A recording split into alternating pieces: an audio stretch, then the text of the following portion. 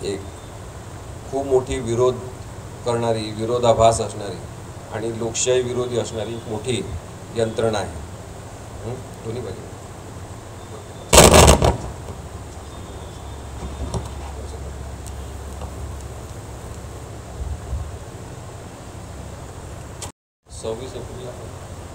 सव्वीस एप्रिलला आम्ही सुरुवात केली होती, छोटीशी सभा घेतली होती आणि आता खूप मोठ्या मोठ्या सभा आम्ही अनुभवल्या, ज्याच्यामध्ये 10,000 लोक, म्हणजे चंद्रपूरची सभा असेल, अकोल्याची असेल, अमरावतीची असेल, चिपळूणची असेल किंवा कणकवलीची असेल, सोलापूरची असेल आणि कोल्हापूरची अत्यंत मोठी सभा झाली, ज्या छत्रपती शाहू महाराजांपासून सगळे उपस्थित होते।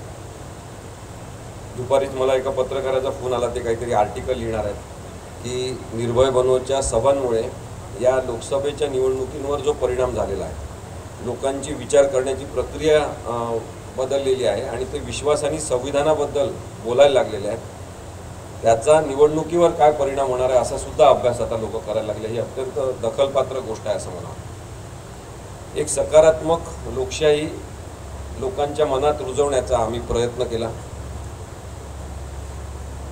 ज्याच्यामध्ये आपण केवळ मतदार नाही, मतदानाच्या दिवशी पुरतीच महत्त्वाचे आहे असे व्यक्ती नाही, तर आपण भारताचे नागरिक आहोत आणि त्यामुळे भारताच्या भविष्याबद्दल विचार करताना कोणत्या कोणत्या गोष्टींचा आपण विचार केला पाहिजे।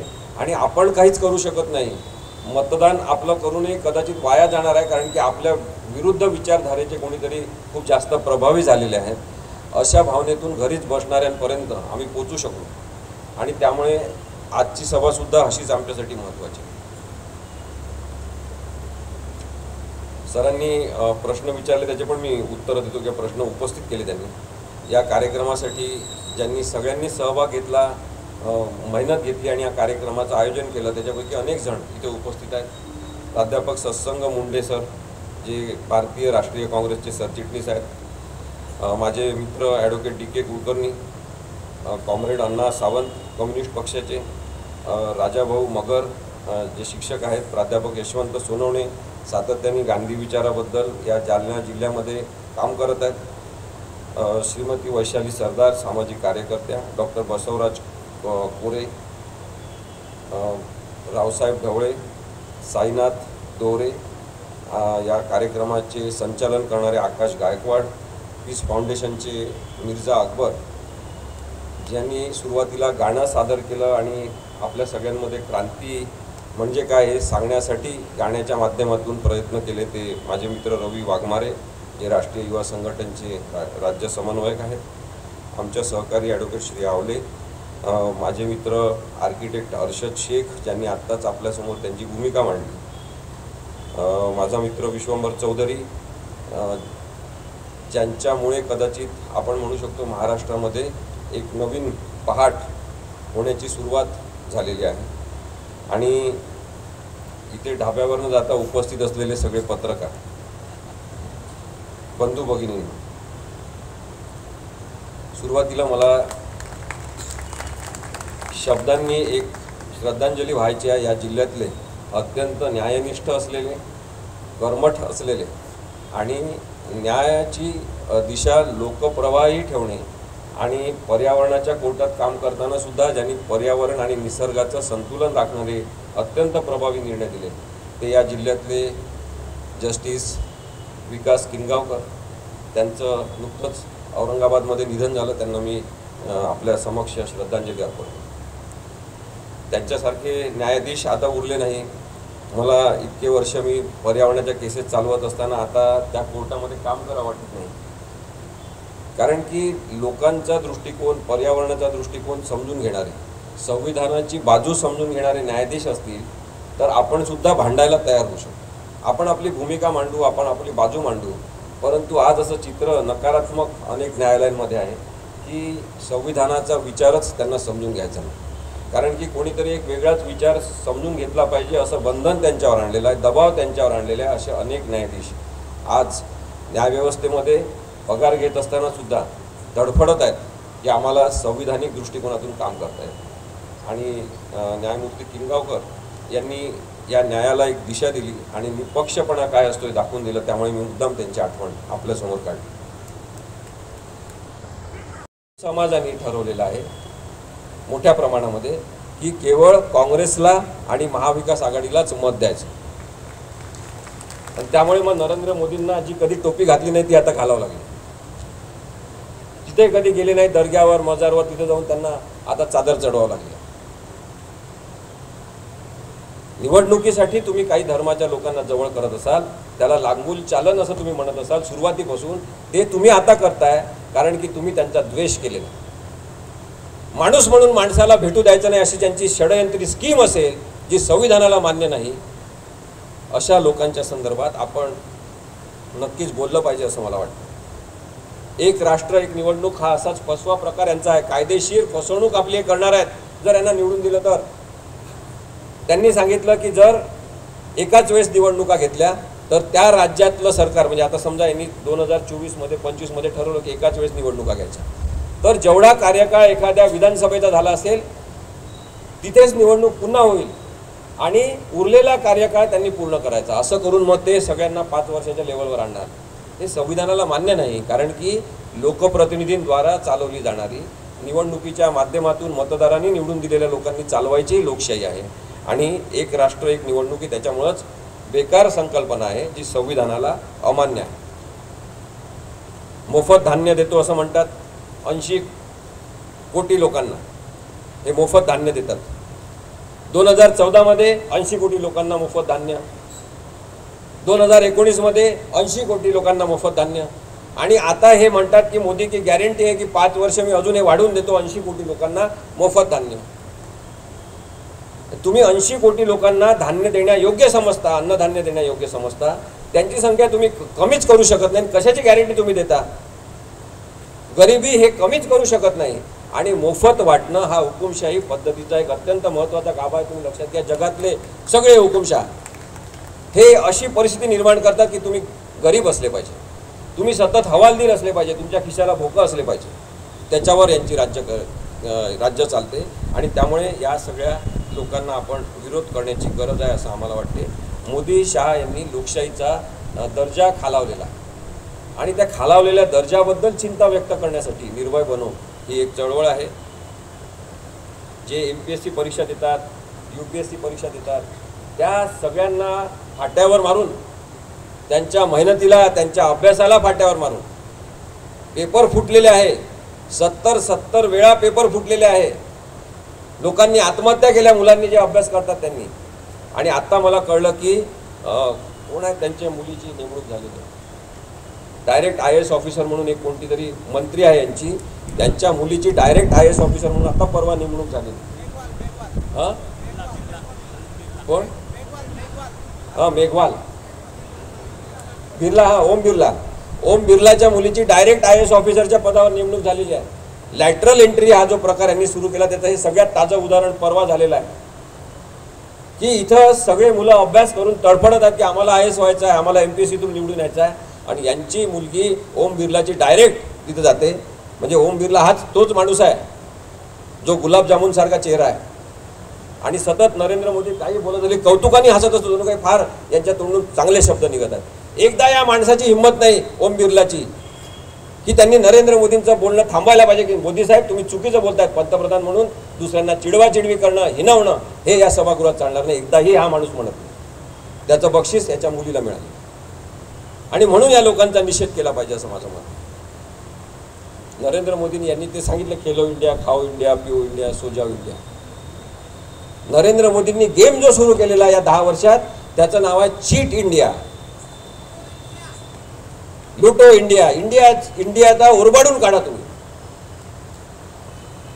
आणि त्यामुळे यांचा खेळ खल्लास करण्याची जबाबदारी आता आपल्यावर आहे.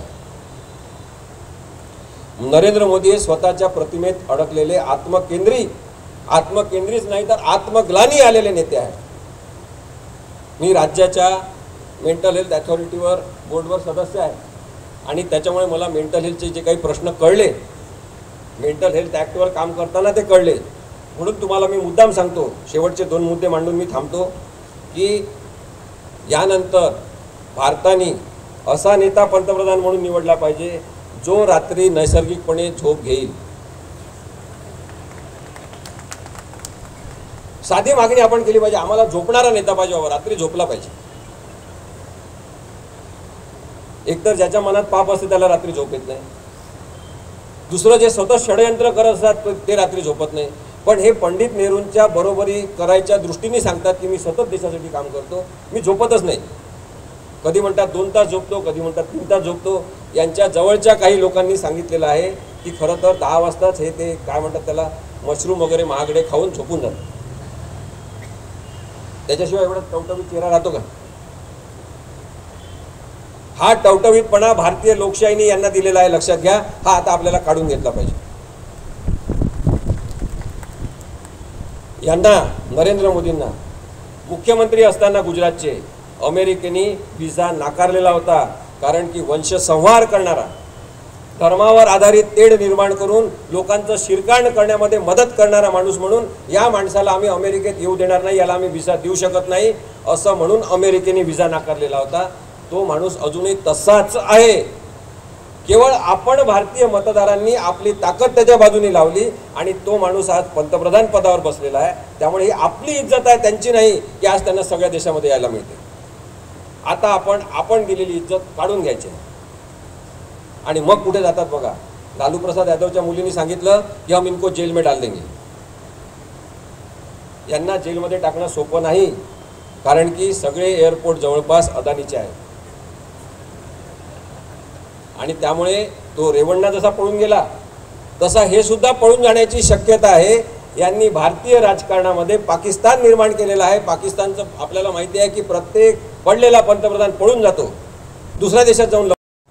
मतमोजणीची तारीख नाही, 4 जूनला प्रचंड मोठी घडामोड घडणार आहे भाजप या पक्षामध्ये. जेव्हा हा बलाढ्य समजला जाणारा, जगातला सगळ्यात श्रीमंत समजला जाणारा पक्ष अत्यंत वेगवेगळ्या प्रकारे फुटताना आपल्याला दिसेल. सत्ता गेली की याच्यातलं कोणी टिकणार नाही, हे लक्षात घ्या. आणि त्यामुळे या सगळ्या गोष्टींचा विचार करता आपल्याला लक्षात घ्यायला पाहिजे की यांची प्रवृत्ती वाईट असल्यामुळे आपण यांच्या विरुद्ध बोलतो.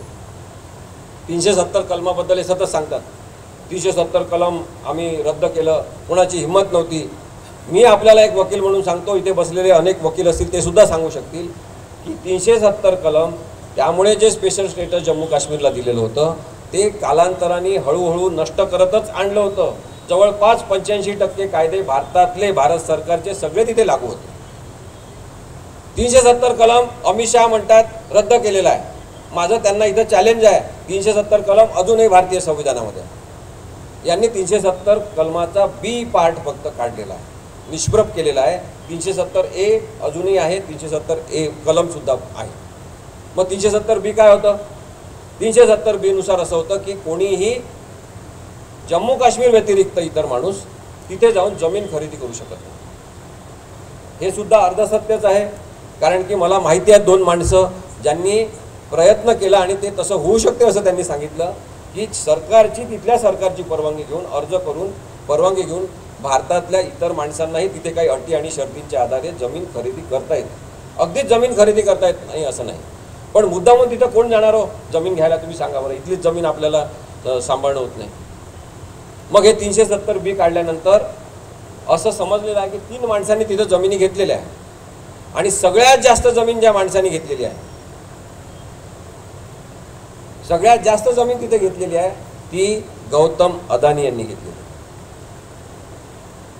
त्यांनी जी जमीन घेतलेली आहे त्या जमिनीमध्ये एक अत्यंत महत्त्वाचं खनिज आहे, त्याचं नाव लिथियम असं. आणि लिथियम हे बॅटरीसाठी वापरतात. आपल्याला माहिती आहे, इलेक्ट्रॉनिक व्हेकल वापरा असा संदेश देऊन यांनी आधी जाहिराती सुरू केलेल्या होत्या आणि नंतर 370 कलम आपण रद्द केलं पाहिजे, 370B, तेव्हा तिथलं लिथियमचा साठा आपल्या हातात येईल आणि आपला माणूस श्रीमंत होईल.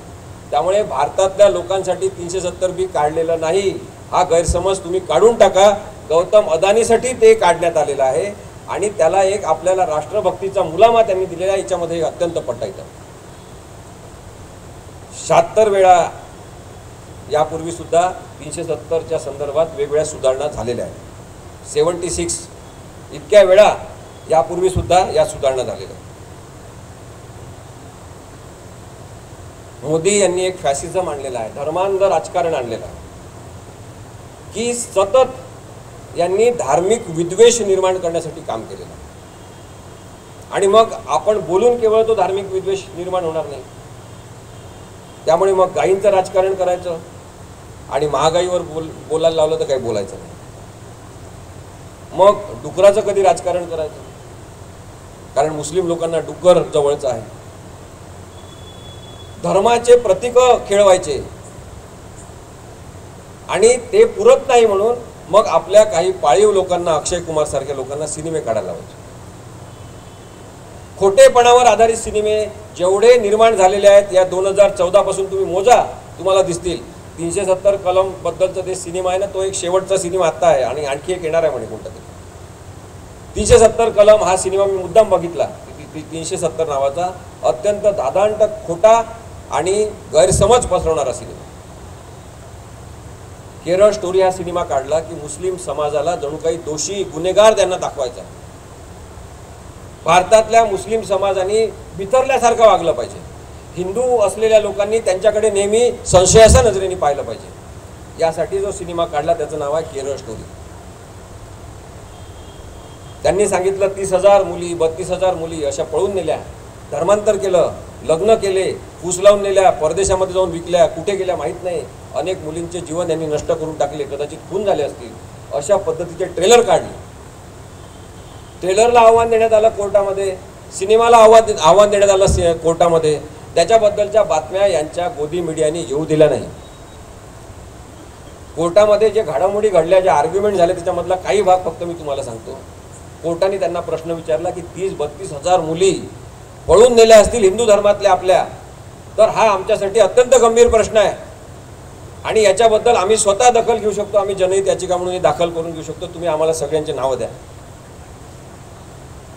तर त्यांनी सांगितलं की नाही, 30-32 हजार मुलींचं खरं तर काही प्रकरण नाही आहे, 3च मुलींच्या जीवनावर आधारित गोष्ट आहे.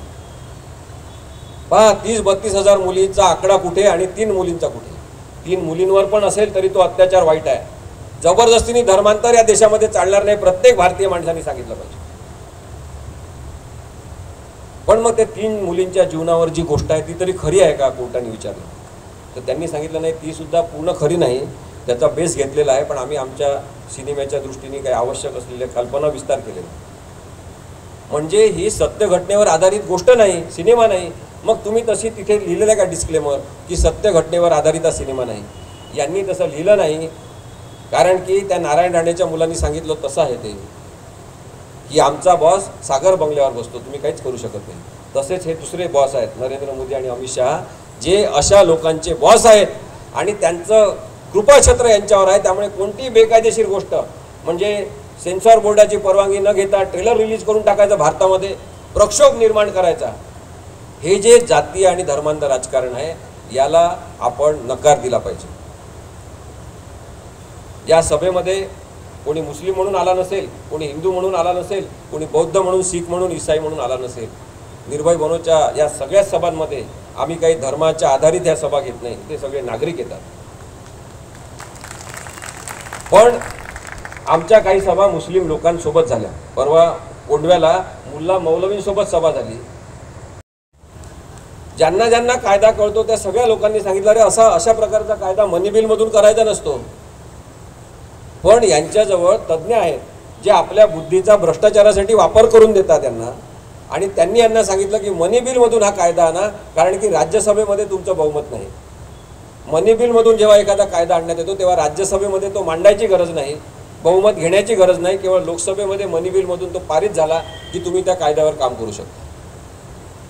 आणि त्यांनी अशा पद्धतीने इलेक्टोरल बॉन्ड म्हणजे निवडणूक रोखे हा प्रकार कायद्याच्या माध्यमातून भ्रष्टाचार सुरू करण्यासाठी केला. यांना माहीत नव्हतं का काँग्रेसला काही जण निवडणूक रोखे देतील, यांना माहीत नव्हतं का कम्युनिस्ट पार्टीला काही जण निवडणूक रोखे देतील. पण त्यांना याच्यावर विश्वास होता की कारण आपण सत्तास्थानी आहे, कोणाला काम देणार ते आपण ठरवणार आहे, त्यामुळे सगळ्यात जास्त पैसा आपल्यालाच मिळणार आहे, त्यांना थोडा थोडा मिळू द्या म्हणजे आपला भ्रष्टाचार हा पचेल. आणि म्हणून त्यांनी भ्रष्टाचार हा मोठ्या प्रमाणामध्ये सुरू केला. नेताजी सुभाषचंद्र बोसांना आपण पाहिलं की तुम मुझे खून दो मैं तुम्हें आज़ादी दूंगा. यांचा दोघांचा नारा आहे तुम मुझे चंदा दो मैं तुम्हें धंदा दूंगा. आणि म्हणून यांचा विरोध करायला पाहिजे. म्हणून या सगळ्या प्रवृत्तीला आपल्याला विरोध करायला पाहिजे. सगळेजण आता गरीब आणि गरिबांबद्दल बोलायला लागले. नरेंद्र मोदी असे व्यक्ती आहेत, त्यांना गरिबांबद्दल प्रचंड राग आहे. तुम्ही लक्षात घ्या, त्यांना गरीब आवडत नाही, त्यांना गरिबांबद्दल द्वेष आहे. राहुल गांधीच्या आपुलकीने प्रत्येक गरीब माणसाला आपल्याला भेटताना दिसतात. लगेच हात लावला की लगेच काही सॅनिटायझर घेऊन ते पुसताना दिसत नाही. ते प्रत्येक माणसाला मळलेला असेल, भांग केलेला नसेल, त्याला जरी ते गळ्याला मिठी मारतात, जवळ घेतात, छातीशी धरून बोलतात. ती आपुलकी, ती माणुसकी यांच्यामध्ये नसल्यामुळे आपल्याला आता यांना रिजेक्ट करायला पाहिजे. राहुल गांधीला किती त्रास दिला तुम्ही विचार करा. काय मानसिक त्रास असेल एखाद्या व्यक्तीला, की संपूर्ण देशाला माहिती आहे, संपूर्ण देशाला माहिती आहे की याच्या आजीला मारलेला आहे देशासाठी. गोळ्यांनी छन्नी करून टाकलं सगळं शरीर. याच्या वडिलाचे तर तुकडे तुकडे एकत्र करावे लागले. अशा बॉम्बस्फोटामध्ये त्यांना उडवून टाकलं. आणि त्या माणसाला जर सतत डिवचलं जात असेल, चिडवलं जात असेल संघटित पद्धतीने, कारण की आमचं बहुमत आहे लोकसभेमध्ये, तर जाहीरपणे लोकसभेमध्ये या माणसाला चिडवण्याचा कार्यक्रम होत असेल, तुम्ही लक्षात घ्या की काय मानसिक परिणाम होत असेल. ज्यांना ज्यांना शाळेत कोणी चिडवलं असेल इतर व्यक्तींनी एकत्रित येऊन, आपल्याला माहिती आहे किती वाईट वाटत असते. जेव्हा तसं नाही हे सांगण्यात तरी पण हे आपल्याला चिडवत असतील, तरी राहुल गांधींनी मानसिक संतुलन बिघडू दिलं नाही आणि ताठपणे उभे राहिले. आज चट्टानप्रमाणे या लोकांना पुरून उरलेले राहुल गांधी आहेत भारताचे खरे नेते. ज्यांनी पदयात्रा काढली, सांगितलं की मी निवडूनच आलो पाहिजे असं काही नाही, पण मला भारतीय लोकांना लोकशाहीची ताकद सांगायची, मला भेटायचं आहे माणसांना, मला सांगायचं आहे की माणुसकी महत्त्वाची आहे. हे सगळं राजकारण वगैरे क्षणिक आहे, हा एक केवळ माध्यम आहे, मार्ग आहे. या महाराष्ट्रामध्ये ज्यांना त्रास दिला, परवा तिथे ते ओमराजे निंबाळकर, धाराशिव म्हणजे उस्मानाबादचे उमेदवार, त्यांनी खूप चांगलं सांगितलं. उद्धवसाहेब ठाकरे बसले होते स्टेजवर, त्यांनी सांगितलं की साहेब, एखादा आमचा ग्रामपंचायतचा सदस्य पळवला जातो तर आम्हाला एवढा मानसिक त्रास होतो, आम्ही झोपू शकत नाही. कशामुळे असं झालं असेल असं वाटते. आणखी कोणी पळून जाणार आहे का आपल्या यात, याची भीती वाटते. तुमच्यात तर 40 लोक पळून नेले, निवडून आणलेले, तुमच्यावर काय मानसिक आघात झाला असेल.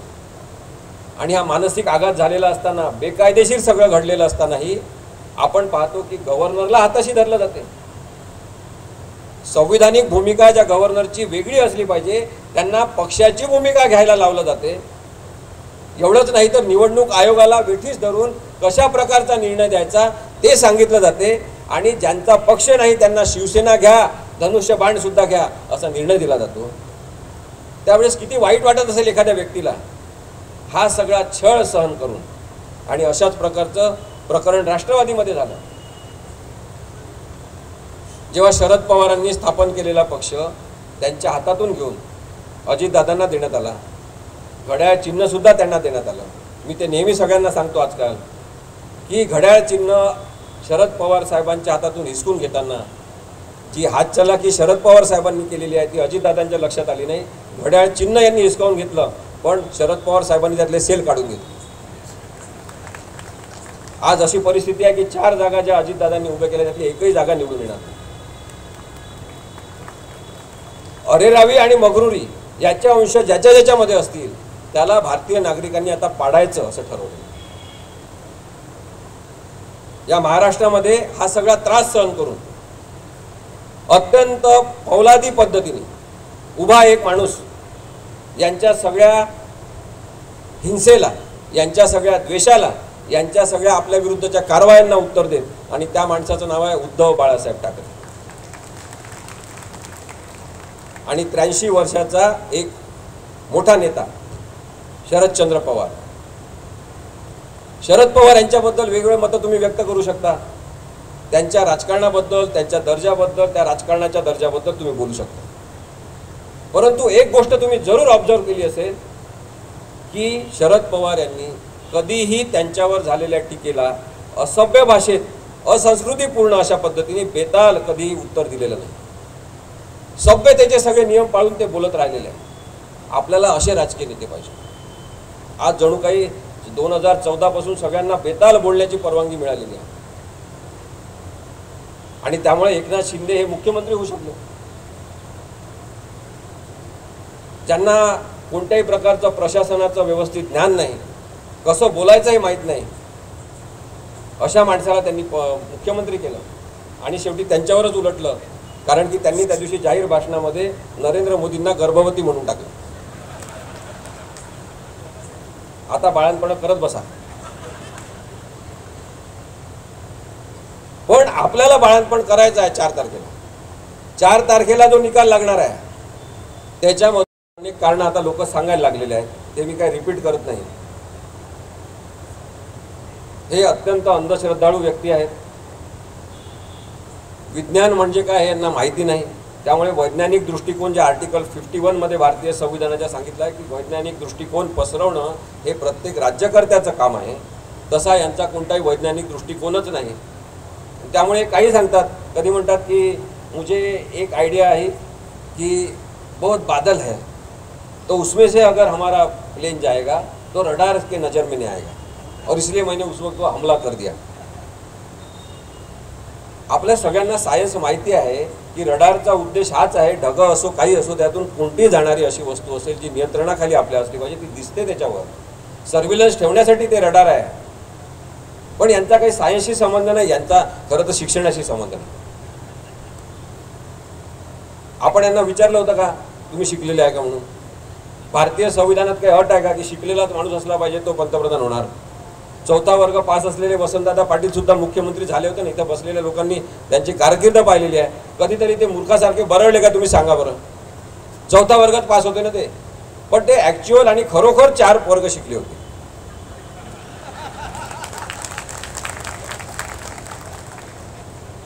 या महाराष्ट्राने गाडगे महाराज पाहिले नाही का, जे शाळेतच गेले नाही आणि कधीही असंबद्ध आणि बेताल बोलले नाही.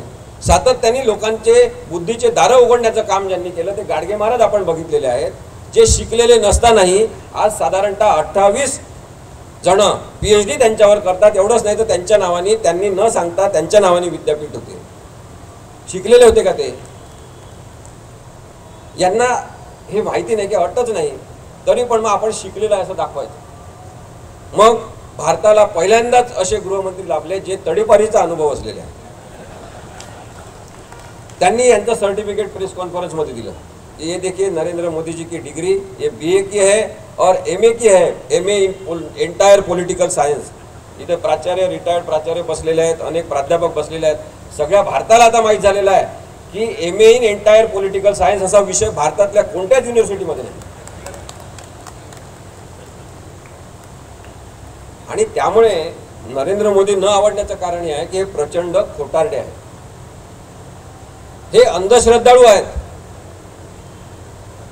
आता पुण्यामध्ये तुम्ही पहा, इकडे पण मला वाटते औरंगाबादमध्ये पण मी तसेच फोटो पाहिले की नरेंद्र मोदी हे काहीतरी भगवा उपरणं घेतलेले आहे, कधी इथं राख फासलेली आहे, कधी इथे ते काय म्हणतो आपण हळद फासलेली आहे, आणि हा माणूस काहीतरी भांडे पुंडे हातात घेतलेले आहे पूजेचं साहित्य, आणि तो असं घेऊन उभा आहे आणि मग ते म्हणतात की यांनाच निवडून द्या.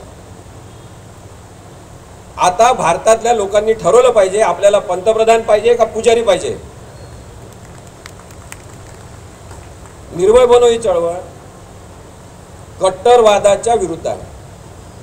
कट्टरवादी हिंदुत्व आम्हाला अमान्य आहे आणि कट्टरवादी मुस्लिम असणं आम्हाला अमान्य आहे. कट्टरवादी ख्रिश्चन असणं, याला पांढरा दहशतवाद, व्हाईट टेररिझम म्हणतात, तो सुद्धा आम्हाला अमान्य आहे. आपल्याला माणूसच असलं पाहिजे. यांच्या एका साधूंनी सांगितलं परवा की आम्ही नरेंद्र मोदींचं सरकार आलं पुन्हा की वायुमार्गाने हवेतून जहाज आणि हेलिकॉप्टर गोमूत्राने भरून ते देशावर गोमूत्र शिंपडणार आहेत. कारण की त्यांचं म्हणणं इथे असुर शक्तीची वाढ झालेली आहे. आता जेव्हा हा माणूस आलतू फालतू गोष्टींसाठी ट्विट करत असतो, कोणालाही लग्नाच्या शुभेच्छा देतो, अनेकांच्या लग्नात हे जातात, हा माणूस हे बघू शकत नाही की अशा पद्धतीने आपल्यापैकी कोणीतरी भगवे कपडे घालून काहीतरी बोलतायत आणि बरळतायत. तेव्हा आपली जबाबदारी आहे की आपण हे म्हणणं की या माणसाचं हे म्हणणं चूक आहे. वैज्ञानिक दृष्टिकोन बाळगणं जर सरकारची जबाबदारी असेल, प्रत्येक नागरिकाची असेल, तर तुम्ही सुद्धा या नागरिकत्वाचा भाग आहात. कागदपत्र तपासून नागरिकत्व आम्हाला सांगू नका. तुम्ही नागरिक आहात का पहिले आम्हाला सांगा. आणि म्हणून नरेंद्र मोदींना आपला विरोध असला पाहिजे, अमित शहांना आपला विरोध असला पाहिजे. यांचं स्लिप ऑफ टंग अनेकदा होते, कारण की यांच्या मनात मूलभूत विचार हे चांगले नाही आहेत. म्हणून मग ते स्वतः नारा देतात, तेव्हा म्हणताना ते गडबडून जातात. मग म्हणतात बेटी पढाओ बेटी पटाओ असं म्हणून टाकतात, कारण का त्यांच्या मनात तेच विचार आहेत. आणि म्हणून ते बलात्कारी लोकांचे पंतप्रधान आहेत. ज्यांनी देशावर बलात्कार केला, ज्यांनी अनेक मुलींवर बलात्कार केला, ज्यांनी कुस्ती खेळणाऱ्या महिलांवर बलात्कार केले असते. आणि तिथे तो रेवण्णा पळून गेलेला आहे जर्मनीमध्ये, त्याच्या वडिलाला अटक झालेली आहे. अनेक महिलांचे त्यांनी चित्रीकरण केले अश्लील, जबरदस्तीने त्यांच्याशी शारीरिक संबंध ठेवले. आणि त्या माणसाच्या प्रचारासाठी जातात, तिथे उभे राहतात स्टेजवरून. बरं, आता तुम्हाला माहीत झालेलं आहे, आपण असं समजू थोड्या वेळासाठी, त्याला बेनिफिट ऑफ डाऊट म्हणतात कायद्यामध्ये, की थोड्या वेळ तुम्हाला आम्ही संशयाचा फायदा देतो, की तुम्हाला माहीत नव्हता हा रेवण्णा असा आहे, आता माहीत झालं तुम्हाला, तुम्ही त्याच्या प्रचाराला गेले होते. तुम्ही या देशासमोर एकदा उभं राहून का सांगत नाही की रेवण्णासारख्या माणसाला मी सपोर्ट करत नाही, त्याला पाडा का म्हणत नाही तुम्ही? कारण की यांना यांच्या राजकारणासाठी प्रत्येक जागा, प्रत्येक खासदार महत्त्वाचा आहे. आणि म्हणून घोटाळ्यामध्ये असलेले अनेक खासदार, अशोक चव्हाणपासून सगळेजण हे विकत घेतात. हा जो व्यवसाय यांनी सुरू केलेला आहे राजकारणाचा, हा अत्यंत घातक आहे. आधी अशी संकल्पना होती राजकारणाची की तुम्ही साधारणतः 75% हे समाजकारण केलं पाहिजे आणि उरलेला जो आहे तो भाग राजकारणाचा असला पाहिजे. 24/7 म्हणजे 24 तास राजकारण, असा जो प्रकार यांनी आणला आणि लोकांवर एक दडपण प्रत्येक राजकीय पक्षाच्या लोकांवर निर्माण केलं. त्यातून आपल्याला दिसते की यांच्या महत्त्वाकांक्षा या उच्च पदावर बसून सरळसोट आंबेडकरांचा वारसा सांगायचा असेल कोणाला, तर संविधानिक नैतिकता पाळावीच लागेल. आणि ती तुमच्या वागणुकीत दिसली पाहिजे, तुमच्या कृतीत दिसली पाहिजे, तुमच्या बोलण्यामध्ये गडबड नसली पाहिजे आणि तुमच्या बोलण्यामध्ये गोल गोल गोल गोल काहीतरी नसलं पाहिजे. आज ही भूमिका, उद्या ती भूमिका डॉक्टर आंबेडकरांना मान्य नाही.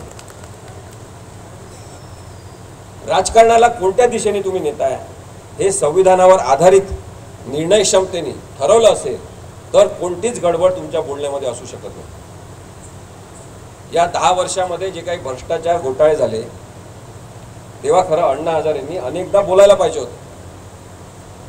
पण दुर्दैव आहे भारताचं की ते बोलले नाही. केवळ एखाद्या पक्षाने भ्रष्टाचार केला तर तो भ्रष्टाचार आणि बाकीच्या पक्षांनी केला तर तो भ्रष्टाचार नाही, अशी भूमिका जर तुमची प्रसारित होत असेल तर अण्णा हजारेंची ती चूक आहे. लोकशाहीमध्ये झालेल्या चुकीला आपण माफी करू शकत नाही. अनेक लोकांनी त्यांना सांगितलं की बोला आता, इलेक्ट्रोल बॉन्डच्या घोटाळ्यावर बोला. इलेक्टोरल बॉन्ड हा खूप मोठा घोटाळा आहे. कधी ते बोलायचे, कधी ते नाही बोलायचे. आपल्याला सोयीची भूमिका आपण घेऊ शकत नाही जेव्हा आपण एक परिवर्तनाचे शिपाई म्हणून उभं राहत असतो. जेव्हा भारताने त्यांना डोक्यावर घेतलं, गांधीचा एक छोटासा अंश वापरण्याचा त्यांनी प्रयत्न केला. मी तर कधीच अण्णा हजारेंमुळे प्रभावित झालो नाही. साधारणतः मी प्रभावित होत नाही बरेचदा. पुण्यात राहिल्यामुळे दुर्गुण झाला असेल सर की पटकन कोणाला चांगलं म्हणायचं नाही.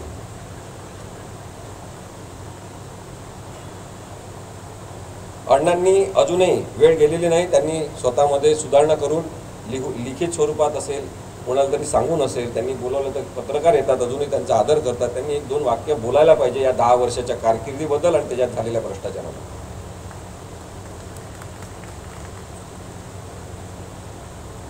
2 करोड नोकऱ्यांचा दरवर्षी वादा याबद्दल अर्शद शेख बोललेले आहे.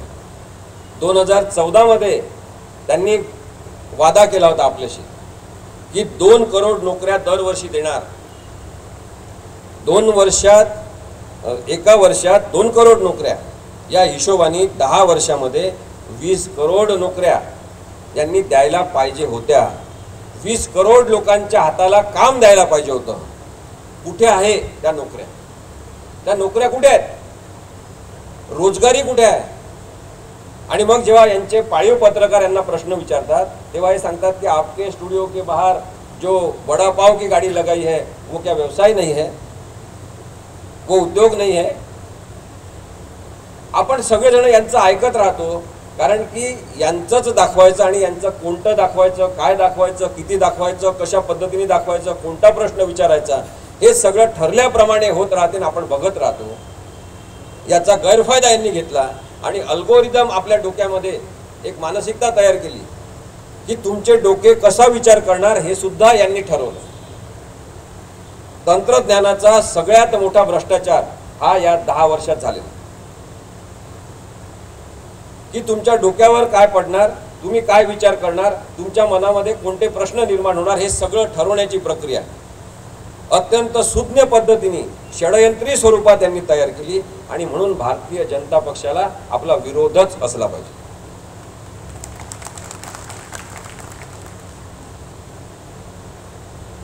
वीस करोड नोकऱ्या दिल्या नाही, 2 करोड नोकऱ्या एका वर्षात दिल्या नाही, पण किती नोकऱ्या तुम्ही दिल्या हे सुद्धा तुम्ही सांगू शकत नाही. त्यामुळे मोदीजी आमच्याकडे आता मताची भीक मागायला यायचं नाही. जे सांगतील की नरेंद्र मोदींचे हात बळकट करण्यासाठी यांना निवडून द्या, त्यांना पाडायचंच. इथे कोणते निवडणूक आयोगाचे कॅमेरे असतील त्यांनी सुद्धा हे जरूर याचं शूटिंग करावं, दाखवावं, त्यांच्या अधिकाऱ्यांना दाखवा. मी जाहीरपणे सांगतो, रावसाहेब दानवेला पाडा.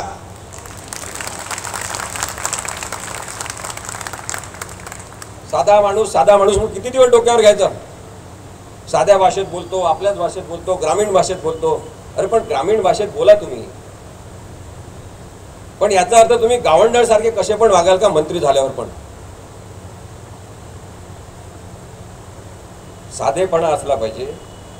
त्या साधेपणाबद्दल आपण जरूर त्यांना शाबासकी देऊ, परंतु कार्य कर्मठपणा असताना आपल्याला हे लक्षात आलं पाहिजे कोणतं काम करायचं आहे विकासाचं. एक गोष्ट त्यांनी चांगली केली, त्यासाठी मी त्यांना ॲप्रिशिएट करू शकतो की रावसाहेब दानवेंनी सांगितलं की MIM हा पक्ष आम्हाला निवडणुकीत पाहिजे, कारण की त्याच्यामुळे आमच्या भाजपच्या जागा निवडून येतात. ही चांगली गोष्ट केली त्यांनी. आणि हे जर षडयंत्र आपल्या लक्षात आलं नसेल तर मग आपण मूर्ख आहे. हे षडयंत्र आताचं सुद्धा नाही आहे. जेव्हा भारत स्वतंत्र झाला तेव्हा सुद्धा तेव्हाची हिंदू महासभा यांची आणि मुस्लिम लीग हे एकत्रच लढत होते निवडणुका. यांचं हे सूत्रच आहे आधीपासून की धर्माच्या नावावर फूट निर्माण करायची आणि मग जागा काही जिंकायच्या आणि लोकशाहीच्या मार्गाने आम्ही निवडून आलो असं म्हणून मिरवायचं. त्यामुळे या काही लोकांना आपलं पाडलं पाहिजे. याच्यासाठी पण पाडलं पाहिजे की सारख्या सारख्या त्याच लोकांना निवडून देऊ नका. नवीन लोक येतील ते फार चांगले असतील असं माझं मुळीच म्हणणं नाही, ते सुद्धा चुका करतील. पण आता मतदारांनी हे ठरवायला पाहिजे की चुका करणाऱ्या नवीन लोकांना आम्ही निवडून देऊ.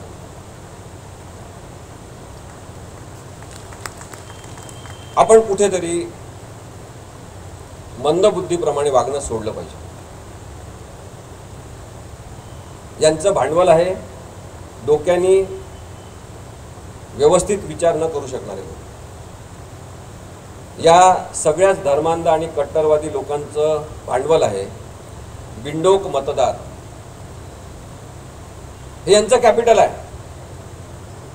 या सगळ्या गोष्टींबद्दल आपण विचार करणार की नाही? इथे बसलेले लोक कदाचित करणार, पण माझं असं म्हणणं आहे की तुम्ही आणखी अनेक लोकांना जाऊन सांगा, मतदानाच्या आधी जेवढ्या लोकांपर्यंत शक्य आहे तेवढं पोचा.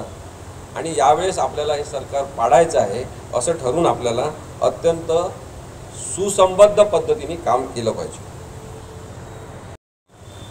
एक राजकारण दडपशाहीचं जे सातत्याने आपण आता अनुभवतो, त्याबद्दल माझे मित्र हर्षद शेख यांनी सुद्धा अनेक उदाहरणं आपल्यासमोर दिली.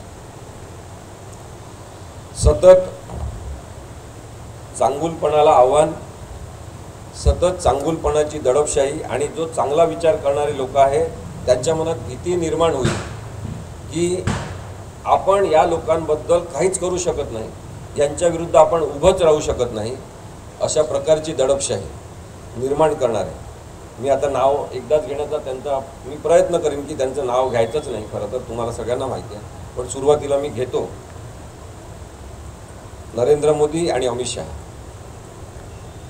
हे दोघं हुकुमशाही प्रवृत्तीचे लोक, त्यांच्या विरुद्ध ही आमची निर्भय बनवची मोहीम.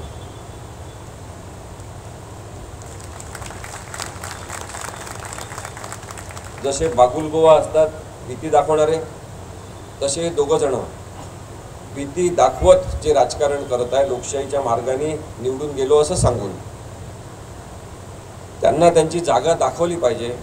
आणि कुठेतरी आपण सांगितलं पाहिजे की मतदार ताकदवान आहे, ज्यांनी यापूर्वी इंदिरा गांधींना सुद्धा धडा शिकवलेला आहे की जेव्हा त्यांना गर्व झाला त्या गर्वाचं घर खाली करण्याचं काम याच मतदारांनी केलं.